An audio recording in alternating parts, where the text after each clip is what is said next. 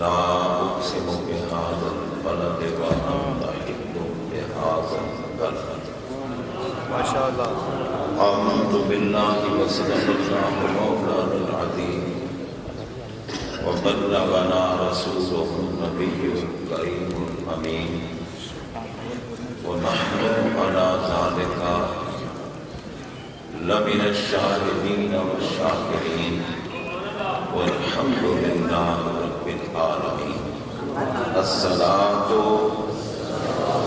والسلام عليك يا سيدي يا رسول الله وعلى آلك وأصحابك يا سيدي يا حبيب الله. سارے احباب محبت سے پڑھیں الصلاۃ والسلام علیک یا سید المرسلین وعلی آلک واصحابک یا شفیع المذنبین. انتہائی عزت و ادب و عقیدت و احترام کے لائق سٹیج پر تمام تشریف فرما مشائخ اعظام، سادات وقار، علماء اہل سنت، مہمانان گرامی، شرکائے محفل، سامعین و حاضرین حضرات، ہماری خوش نصیبی ہے حجت الکاملین، زبدۃ العارفین، قدوۃ الصالحین، شہنشاہ ولایت، مخدوم الاولیاء والاقطاب والاقواس، حضور داتا گنج بخش رضی اللہ تعالی عنہ کے زیر سایہ ہم آج سیدہ طیبہ عالمہ عابدہ مخدومہ کائنات ملکہ قیامت نور چشم رحمت للعالمین بانو علی حسنین کی مادر مکرمہ سیدۃ نساء العالمین سیدۃ نساء الجنہ سلام اللہ علیہا کی بارگاہ میں غلامانہ عقیدت پیش کرنے کے لیے کافی دیر سے حاضری دے رہے ہیں. میں آپ تمام احباب کو دل کی گہرائیوں سے مبارکباد پیش کرتا ہوں.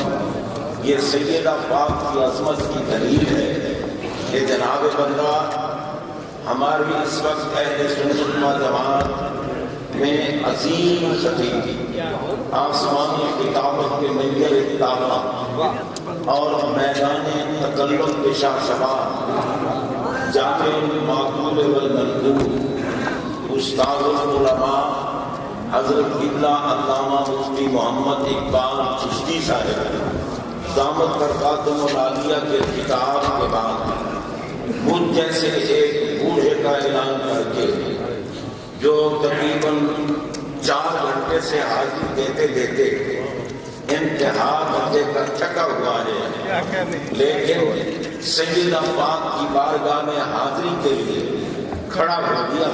حضرات محترم، آپ یہ دیکھیں کہ جن کے بچوں کی اگر کوئی بندہ دل سے تعظیم کرے، احترام کرے اور میرے آقا ضمانت دیں کہ جب بھی وہ تعظیم و تکریم کرنے والا وہ کہنے وہ معزز، جب اس کو موت آئے گی میں محمد ضامن ہوں کہ اس کا خاتمہ ایمان پہ ہوگا اور قیامت کے دن اٹھے گا تو میں اس کی شفاعت کر کے جنت پہ لے جاؤں گا. جتنا بڑا گناہگار بھی کیوں نہ ہو، سرکار کا فرمانے نشان ہے.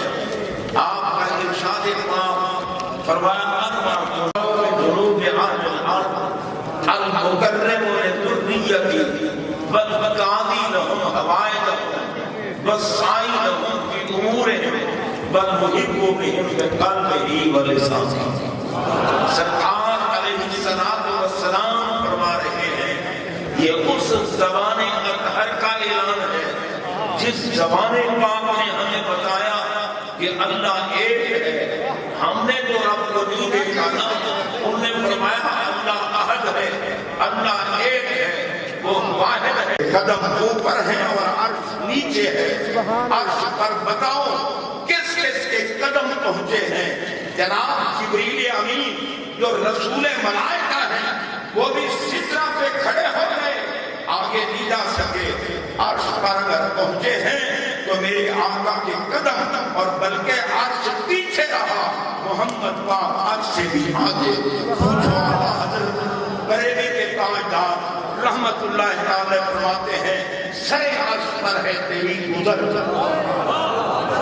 گزر جہاں سے ہوتی ہے نا وہ مقام پیچھے رہ جاتا ہے، گزرنے والا آگے چلا جاتا ہے۔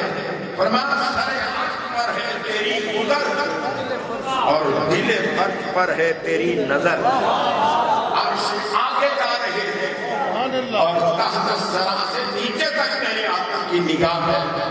بتاؤ اس نگاہ پاک کا اندازہ کون لگا سکتا ہے؟ جس میں اطہر کے قدموں کے نیچے عرش ہے، اسی جس میں اطہر کے حصے کا نام سیدہ فاطمہ الزہرا ہے۔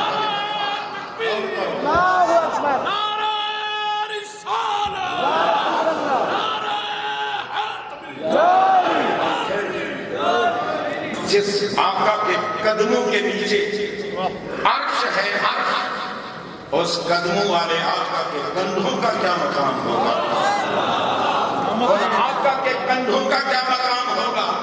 مجھے بتاؤ پوری دنیا میں میرے آقا کے پاک کندھوں پہ کون کون سوار ہوا؟ خدا کی قسم، یا نبی کے کندھوں پہ علی بیٹھے، یا علی کے جگر گوشہ بیٹھے، حسین کریمین بیٹھے، میرے آقا کے کندھوں پر اور کوئی نہیں بیٹھا، حسین کریمین بیٹھے جن کے قدموں کے نیچے مٹی آئے اور رب اس کی قسم کھائے۔ بتاؤ کندھوں پہ بیٹھنے والوں کا شان کیا ہوگا؟